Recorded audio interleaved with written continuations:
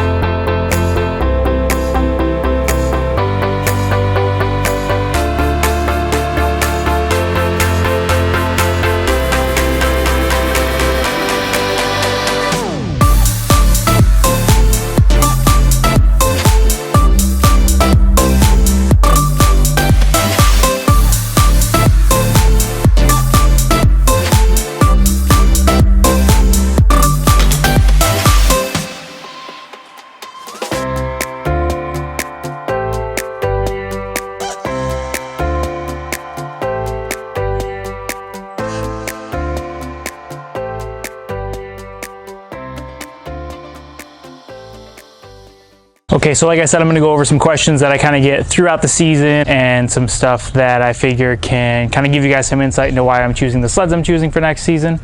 And so here we go. Now these are all the comments from the Help Me Decide video. So the video where I was talking about whether I was gonna get a backcountry, a Renegade, or an Assault. So these are kind of both questions and kind of some guys stating their opinions, and I kind of wanted to share my thoughts on their opinions. So one of the things I talked about was the new GPS setups that both sleds are going to have next year. I said I kind of was more interested in Skidoos. My biggest reason there is that it's a big leap forward from what they already had. The PIDD was obviously out for a while. It was definitely a cool setup, but it's even bigger now. It's got more features. You're able to track your buddies with Ride Command. So obviously Polaris has a little bit more experience with the GPS navs, and having the PIDD as long as they have. Theirs is probably going to be a little bit more refined, but I'm definitely more curious in Skidoos just because it's such a big step forward. And is it a hit? Is it a miss?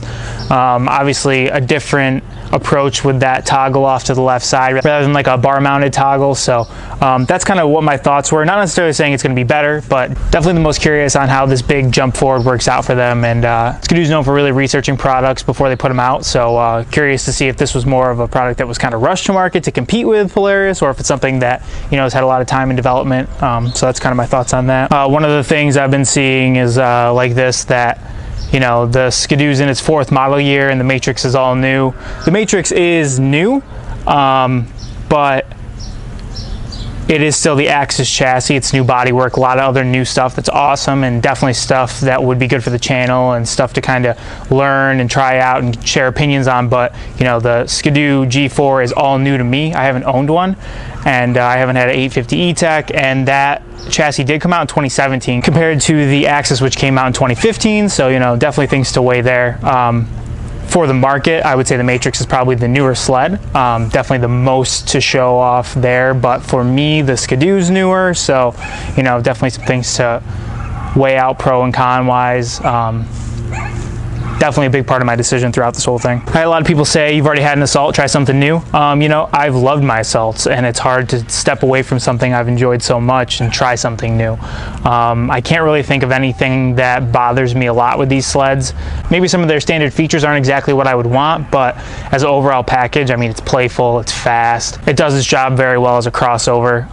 You know, why try to fix something that's not broken? So that's kind of why I'm very drawn back to an Assault more than kind of any other Polaris model that they've come out with. So the next comment said, you know, how the XRS is something new, kind of like I was saying earlier, and the Matrix is what I've already had. You know, I can definitely see both sides of that argument. The XRS is kind of a package I've always been interested in. The Matrix, I was super excited when it came out, you know what I mean? It's hard to forget now that it's been like a couple months that really got me excited. You know, it is what I've been asking for. It's the Assault with updates. Are they all updates I was looking for? I'm not sure on that, but you know, it's nice to have an updated sled that I still know I love as an option. You know, there's no question I'm going to enjoy an Assault, and it's got new things to offer content-wise. Again, like I was saying earlier, it does get back to what's new to me, but is new always better? You know, that's kind of one thing I've been struggling with as well. But I can definitely see both sides of that argument. Definitely got a lot of useful feedback from all you guys. Some guys are saying they think there could be a updated G4, you know, new bodywork, that type of thing. I really thought that at first, but if you're gonna come out with a new suspension, why not do it with new bodywork also? Maybe try to spread it out over 2 years, kind of give people something new each year. Also, I think with everything that's happened with, you know, the pandemic and all that, if there are big things coming out, they could be put on hold, you know.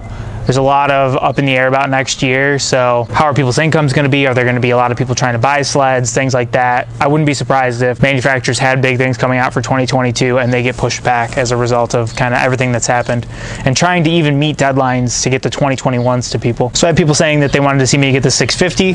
Definitely cool stuff in the 650. I can absolutely say I'm interested in it, but I'm replacing the Assault, you know what I mean? That's kind of like my main sled on the channel, like, for lack of a better term, like my hyper sled. You know, that's the sled that I think draws the most attention, and I just think a 650 would maybe fit better if I was replacing the Riot.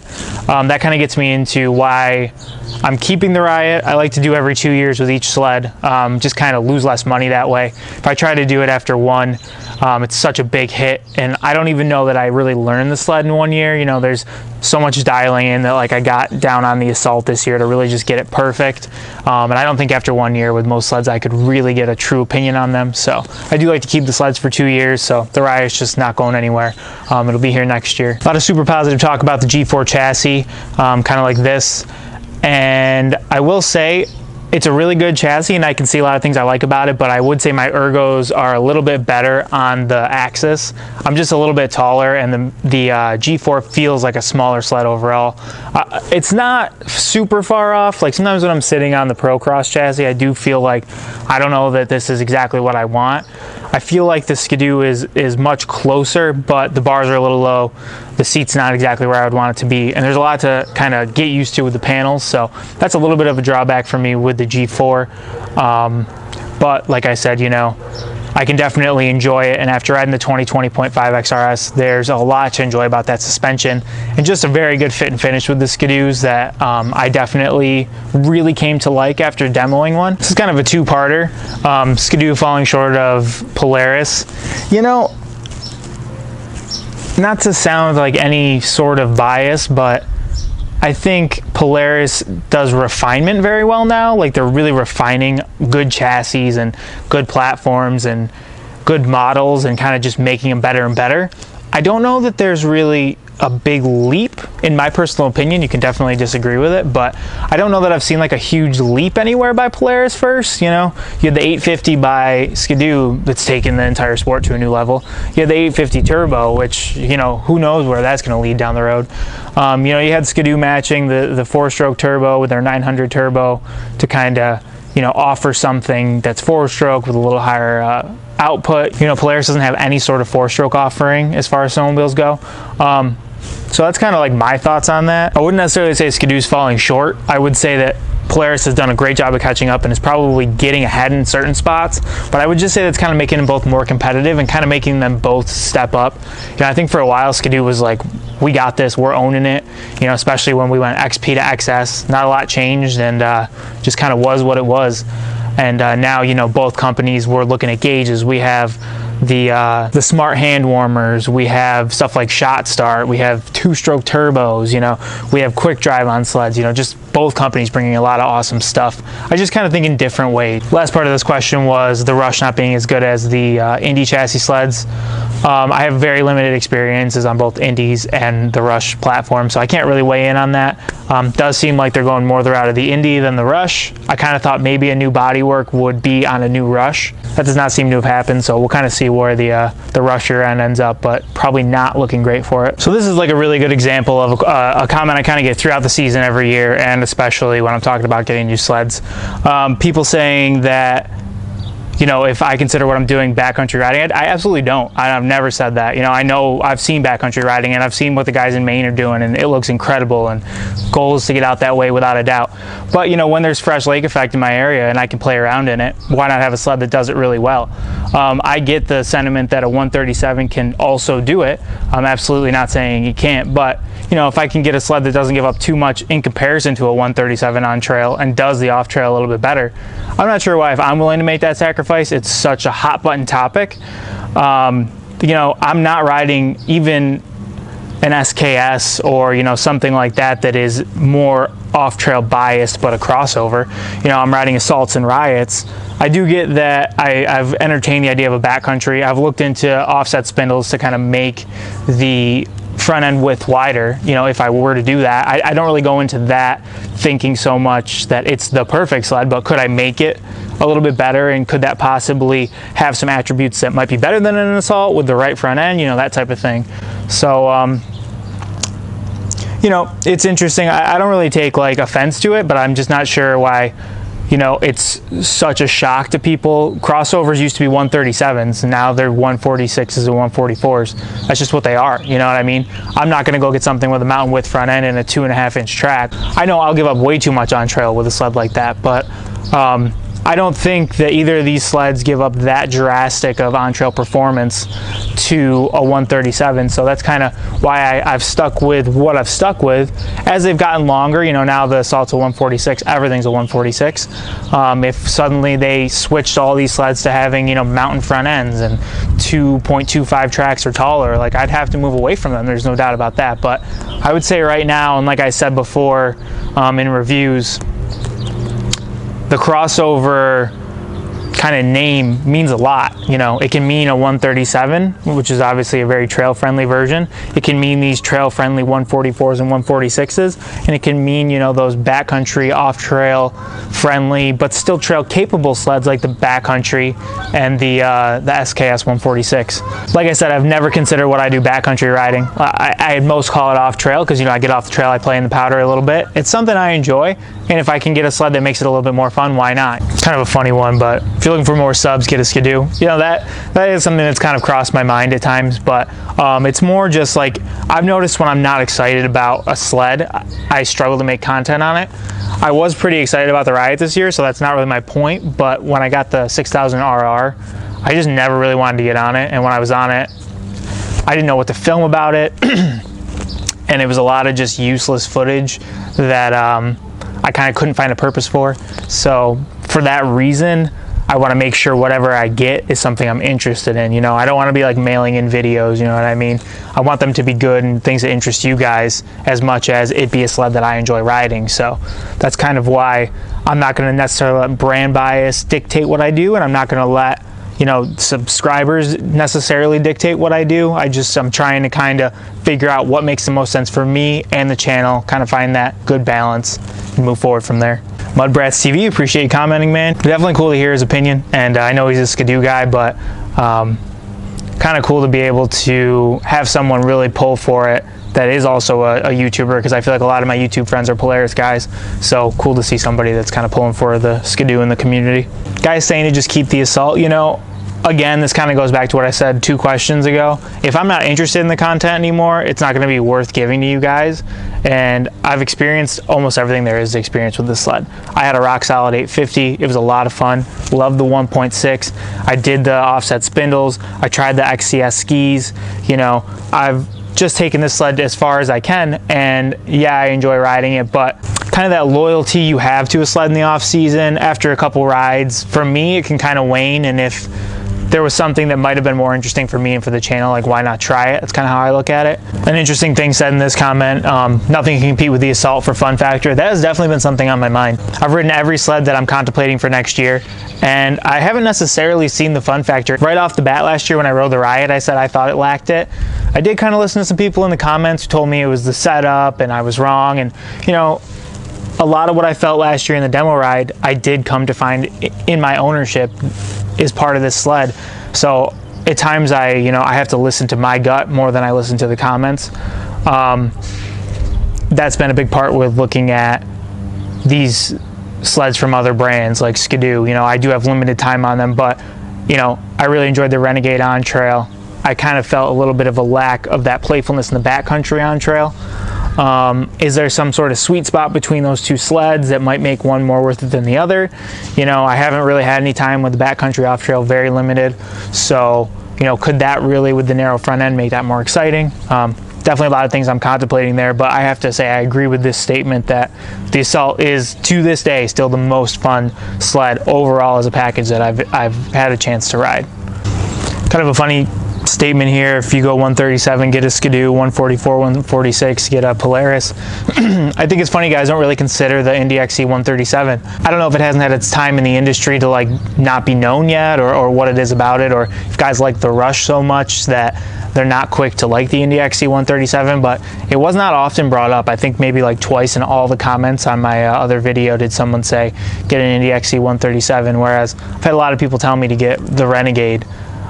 Even before this video, people telling me that I should try a Renegade XRS, so that's kind of an interesting variation. I don't know if that might be package-wise too, because there's no XCR in the Indy XC 137. That might be why people just aren't as drawn to it as other sleds. Another thing is don't order the quick adjust if you get a Skidoo. I don't think I ever would. I'm the type of person that I get it set and I don't touch it. You know, I'm got my preload dialed on this sled this season and I haven't touched it, you know what I mean? That's kind of how I feel about a lot of the stuff. I might like change the clickers for, you know, my girlfriend if she's riding the Riot, I'll put it full soft. But yeah, other than that, you know, I'm not the type of person that's going to be adjusting every day on the trail. It doesn't make enough of a difference to me to have the quick adjust. Even with those carbides, you know, there's no guarantee that if I got a Skidoo, I would keep the stock skis. If I went to put CNAs on it, you know, if I didn't like what they came out with this year, it would just make it harder. But I do appreciate the feedback. It's good to know. You know, it's good to hear from other people. People saying the first year typically offers bad color combos. Snow Lover and I have talked a ton about Polaris sleds over the years, and I definitely don't disagree, and I know what he means. But like, does that need to be that way? You know, that's just how I look at it. Like, does that need to be that way? I took a step away from Skidoo when the 850 came out because, you know, they only offered it in the X package and in some weird colors with the white tunnels. You know, Polaris saying, oh, it just is that way. Like, I don't know. It doesn't need to be. You know, you don't have to offer every bright color. I think, you know, with the white or, you know, the silver and blue, the silver and red, you know, you have some very steady colors that could be enjoyed by a little bit more conservative buyer. But, you know, why not offer a couple bright colors too? I'm not saying you have to do like what they've done some other years with exclusively bright colors, but one or two I think wouldn't have hurt Polaris and would have definitely gotten a lot of guys more excited about a new chassis. So I had some Arctic Cat guys saying that if they were buying, they'd go Polaris, but I already own a Polaris, so I've kind of already taken that step. It's not really like it's something new. It doesn't mean I would step away from a Polaris, but you know, I kind of got to take all that into consideration when I'm choosing a new sled. I've already had an Arctic Cat and Polaris, so the only other alternative is Skidoo. Get a free ride. I wish I could get a free ride. I kind of found myself wishing that the 137 free ride still existed. I don't know if that sled made a lot of sense anyway, but I might have been a little bit more drawn to it. I will say the narrow front end was always kind of something that stopped me from getting it, but this was possibly a year that I could have seen myself getting a free ride 137. But the 146 is just completely the wrong sled for me. T-motion, way too big of a lug track. I just won't make use of it. But I do like the updated bodywork. If I could get the updated bodywork on some other, you know, like a backcountry or something, that would be really cool. So in this question, kind of saying to get a Renegade XRS, my big hold up there is that it's obviously going to be amazing on trail. There's no question about that. But you know, the 137s have kind of become trail sleds, and I've really started to enjoy the off trail stuff and just trying to make it more of a priority in every ride. You know, getting the offset spindles and kind of the wider skis and the larger lug track on this sled definitely made me kind of have a whole new appreciation for it and try to focus on doing it more. And when you have a crossover sled like a Riot or an Assault, I find it pushes you to like chase the snow and try to get out there more often. I'm worried that if I were to get a Renegade XRS, it would kind of pull me back from that. You know, the days that we get the fresh powder, I wouldn't go looking for it, or the days that I might not have been planning to ride, but we get a fresh storm, I might not take that extra step to get out there. Have I ever tried a Sidewinder XTX? You know, I feel I already have my Pro Cross crossover. I don't think I want another Pro Cross crossover in the stable. If I were to replace that, maybe I could get like some sort of, you know, Yamaha Turbo or Arctic Cat's version of Yamaha's Turbo in this chassis. I think that could be a cool, fun sled. But as it is, you know, I'm not really into kind of narrowing up the content that much. Having two of the same chassis with different engines, I don't know that that would ever really make a lot of sense for the channel. So, like I said, I appreciate all the comments and all the feedback. I definitely have a lot to think about. The vote was 50-50, which I can't believe after 400 votes, it's still 50-50 between the Renegade and the Polaris. I didn't put the backcountry in there. I felt it kind of would help me know the brand loyalty versus the actual sleds. And it's 50-50, which blew my mind. Either way, I'm excited for 2021. I think whatever sled I pick is going to have a lot of new content to bring to the channel. And I appreciate you guys for subscribing and for just sharing your honest opinions. Can't wait till next winter, and thank you guys for watching.